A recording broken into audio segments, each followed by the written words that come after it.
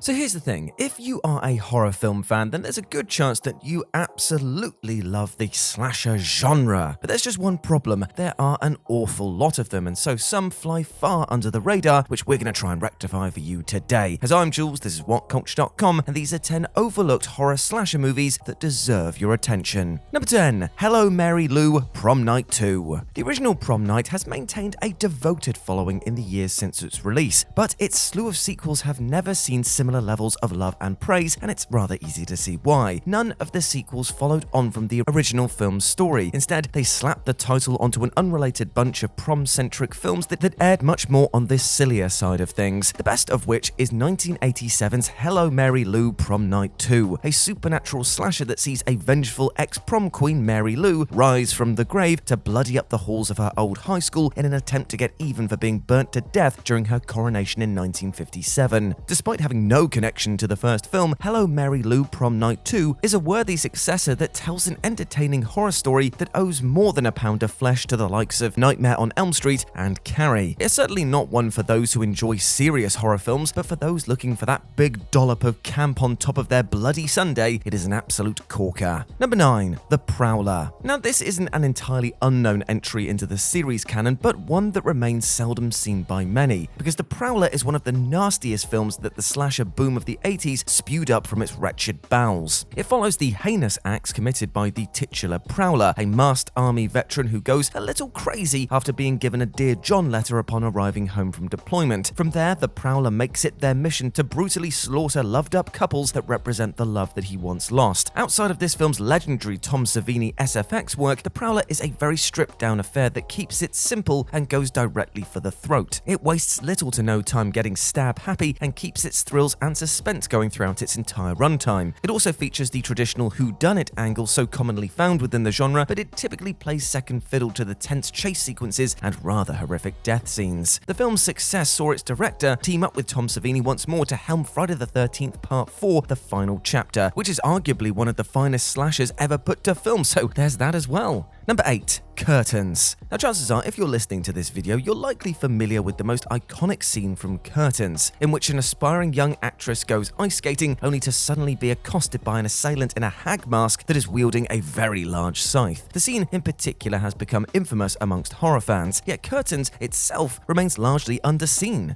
The tale of 6 actresses who are stalked by a masked killer may sound like old hat, but this film's surreal atmosphere and mournful tone really do set it apart from other films of its ilk. Outside of the routine slayings, this film has several divergent subplots and character beats that feel weirdly out of place in a slasher film, but somehow work in tandem to create a unique feeling of dread and unease. It's also a surprisingly well-made film as well, with a lot of care and attention to detail put into its camera work and direction, which also helps elevate it even further above many of its contemporaries for sheer style alone. The plot may seem a little nonsensical and sprawling in places, but on the whole, Curtains is a great little slasher that is well worth seeking out. Number 7, Christmas Evil. For those of us who like their slasher films with the sleazier edge, you can't do much better than Christmas Evil, a crass and repugnant Yuletide-themed stab-em-up that exists as a perfect antidote to the millionth rerun of Miracle on 34th Street. Following the exploits of a highly deranged toy factory employee Harry, who in his spare time dresses up as Father Christmas and spies on his neighbors, he judges whether or not they're being naughty or nice. But before long, Harry's little cosplay hobby turns murderous and he begins dispatching those around him with everything from toy soldiers to an overly large hatchet. The film's low budget and scuzzy nature gives it a really filthy feel, the kind of which will make you want to have a nice long shower afterwards, but that is definitely why its biggest defenders love it so much. A strong cult following, as well as numerous shout-outs by the Prince of Puke himself, John Waters, has kept this nasty little slasher film alive and kicking on the fringes of the genre. And even though Christmas is a long time away at the time of recording this, there's still no better time to enjoy some Yuletide fear. Number 6, Sleepaway Camp 2, Unhappy Campers. If you haven't seen the original Sleepaway Camp, then we urge you to do that immediately because it is one of the sleaziest, nastiest, and most shocking slashers ever made that still manages to pack a considerable punch today. However, despite that film's lasting legacy, its immediate follow-up, Unhappy Campers, has never really caught on in quite the same way. Much like the aforementioned Prom Night 2, this sequel swaps out the filthiness for rather silly laughs, meta jokes, and buckets of gore, all of which are perfectly punctuated by some semi-witted one-liners. This time around, there's no whodunit because we kind of know who did it and we're kind of on their side, cheering them on as they punish naughty campers for indulging in premarital sex or smoking pot. How dare they? And yet, despite the goofier tone, the kills in this film are really quite harsh in places, with Ali stabbing and subsequent drowning in an overflowing outhouse full of fecal matter and leeches being a particular highlight in a film that is chock full of cruel murders. It will never have the same impact as the original, but taken for what it is one of the most fun slasher films that you could ever hope to see. Number 5. Valentine. Perhaps the finest 80s slasher film to not come out in the 80s. Valentine is a thoroughly nasty and joyfully comfortable trip down memory lane for slasher fans. It's got all the right ingredients, but somehow didn't win over audiences or critics on release, many of whom just labelled it as a Scream knockoff. This assertion couldn't be further from the truth though, as Valentine doesn't really bear that many similarities to Scream. It's more akin to the likes of My Bloody Valentine or the delightfully odd Happy Birthday to Me. It harks back to a simpler time where slasher films didn't have to be meta or self-reflexive. Instead, they just needed a solid holiday-based hook to draw people in. So Valentine follows a group of ladies who find themselves being stalked and then threatened by a mysterious stranger as Valentine's Day draws closer, and the only lead they have to go on is a young boy who they all spurned at a high school dance years ago, but one who may still be harboring a grudge. Featuring a pretty recognizable cast, a great soundtrack, and a bevy of cruel murder sequences, Valentine really does deserve a second look. Number 4. The Clown at Midnight. Something of a lost treasure in the 90s slasher canon, this moody and atmospheric slice-and-dice picture has fallen into obscurity in the years since its release. With DVD and VHS copies becoming increasingly more difficult to source, you'll have your work cut out if you're to track down this rather elusive little treat. The film tells the story of a high school student known as Kate, who is the daughter of an opera singer who was supposedly murdered by one of her co-stars during a performance of Pagliacci many years previously. Kate is persuaded by her friends to aid in the restoration of the opera house where the murder occurred, thinking it may help her feel closer to her dead mother. Things soon turn nasty, however, when a figure dressed in a rather creepy Harlequin clown outfit begins murdering all of those in attendance. Could it be the same man who murdered Kate's mother all those years ago? It's a relatively low-budget affair, but Scream veterans Margot Kidder and Christopher Plummer add a much-needed sense of class to the proceedings, and the gloomy theatre setting gives it a very cold and gothic atmosphere that sets it apart from many of its contemporaries. Number 3. Stage Fright. In keeping with the theme of theatre-based slashings, there's plenty of bloody good fun to be had with Stage Fright, a truly bonkers and wildly energetic film. The action focuses on an escaped patient who breaks into a nearby theatre where a troupe of actors is in the midst of an overnight rehearsal for what they call an intellectual musical, one that happens to be about a man in an owl costume who has a penchant for murdering ladies of the night. As you can imagine, life soon begins to imitate art, and once suited up in the frankly awesome-looking owl costume, our killer sets out on a bloody rampage, chopping and slicing his way through the cast with relative ease. There's a really wicked sense of humour and mischief at play with this one, which may take away from the suspense, but that doesn't really matter when we're treated to numerous gory deaths and some truly inventive filmmaking. Everything is presented with such a grandiose style and a boatload of bombastic energy that it's impossible not to enjoy this film. Number 2. Butcher Baker, Nightmare Maker. A criminally overlooked psychodrama that relishes in high camp and well-worn slasher tropes, this is one of the video nasty era's lost masterpieces. Taking the form of a contemporary Oedipus tale, this film sees high schooler Billy Lynch caught in a spiral of murder and mayhem after his overly protective and needlessly handsy aunt Cheryl stabs a man to death in their home who refused her sexual advances. This incident seems to send her over the edge, and Billy finds bodies piling up around him as his aunt's less than savory desires are thrust upon him. Unlike many other entries on this list, this one has a lot more going on under the hood, with themes of incest, repressed sexuality, and homophobia being thrown in amongst all of the blood-soaked carnage, as well as a fairly unique and highly positive spin on the traditional final girl trope that makes Butcher Baker Nightmare Maker one of the most interesting films of its time period. A recent Blu-ray release of the film has allowed it to the surface from the murky depths of slasher history, but even with it being more readily available to the masses, it still remains criminally underseen. And number 1,